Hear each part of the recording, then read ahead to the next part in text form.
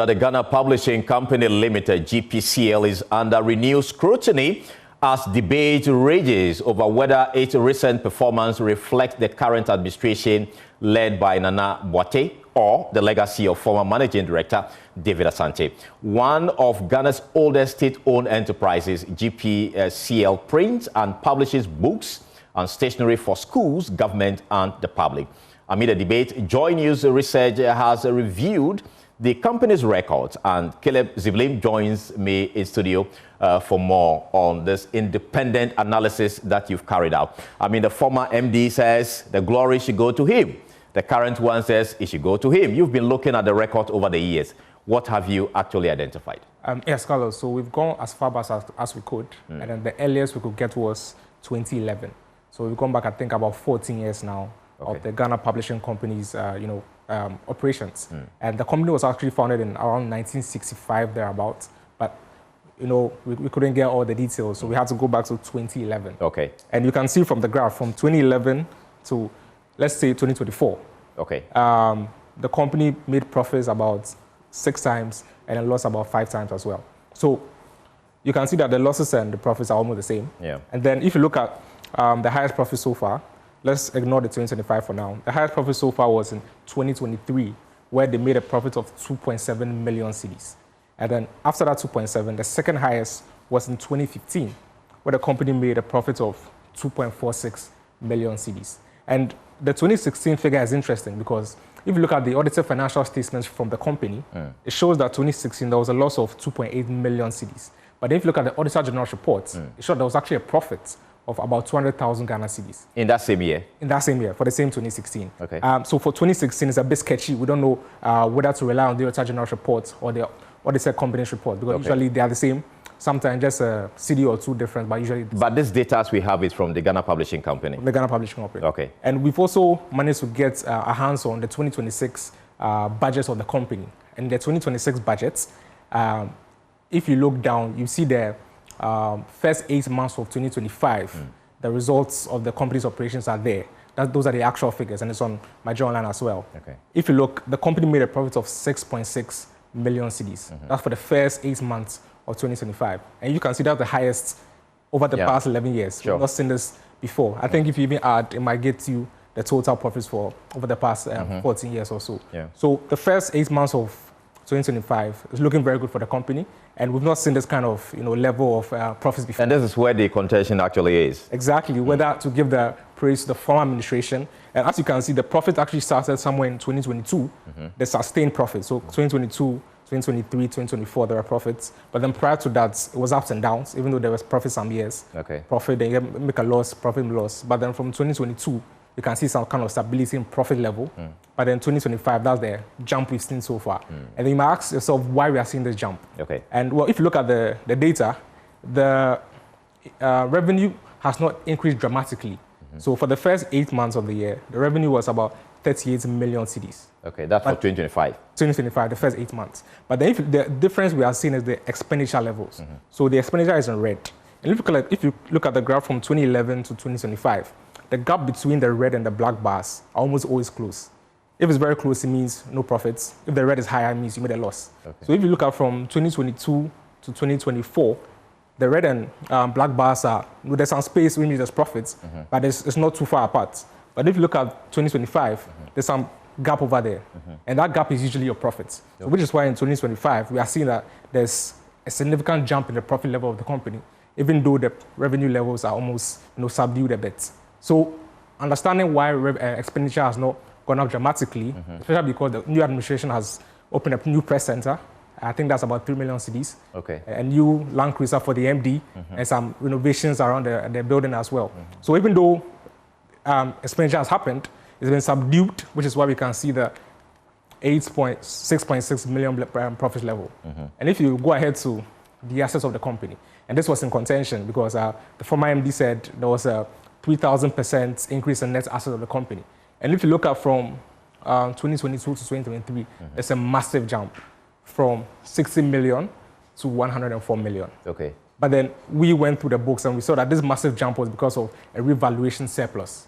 So in simple terms, revaluation is where your existing buildings, you take it to someone to value it for you. So a house, even though you built a house about 10 years ago, the same value of the house now will be more than it was 10 years ago. Yeah. So this is why it jumped from 16 to 100. I think about 85.4 million was because of the revaluation. So we did our analysis and took out the effect of the revaluation. Okay. If you take out the effect of the revaluation, you can see that from 2019 to 2024, the assets of the company was rising. Okay. But then in 2025, there's a massive jump. Exactly. About 15 million cedis jump from 2024 to 2025.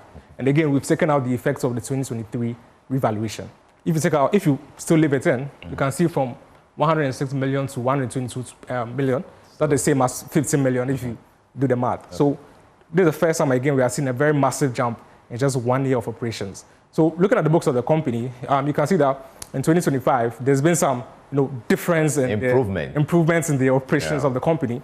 And then it's a fact that from 2022 onwards, there was some sustained profits. But not as high as we are seeing in 2025. Exactly, 2025. Well, Caleb, thank you so much. We'll leave that judgment to the audience to make. But joining me on Zoom now is the former chairman, Parliament Committee on Public Administration and State Interest, Dr. Kobina Donkor. Thank you so much for your time here on The Pulse. First of all, is this back and forth between the former MD and the current MD, what do you make of it as somebody who actually was watching this space, the state enterprises space? What do you have to say about the back and forth with who actually should be credited with the successes the company is chalking? It's unfortunate we are having this back and forth. A company's activities are a continuum, and one administration takes over from the other. But I am uncomfortable with even the basis of the comparison. For example, I heard the speaker before me saying that the 2025 accounts were up to September or October. It was not a full year. If it's not a full year, it means it's audited.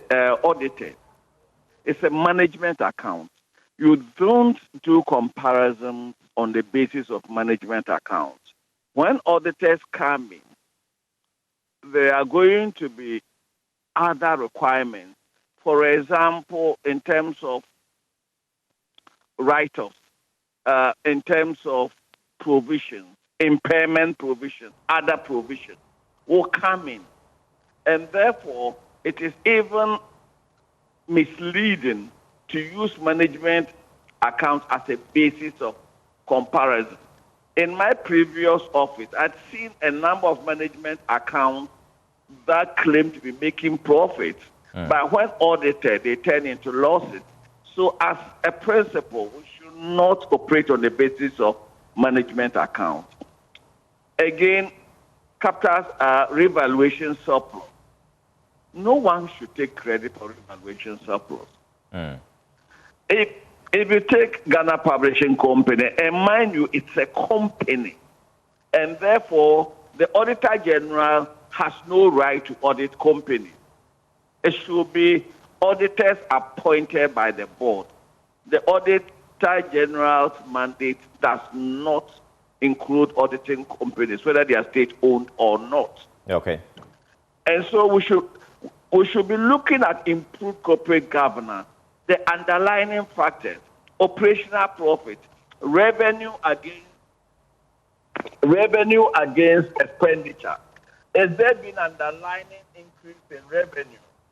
And if there's been underlying increase in revenue... Doc, I'm afraid we're losing you. You may have to reposition yourself so we hear the key point you're making.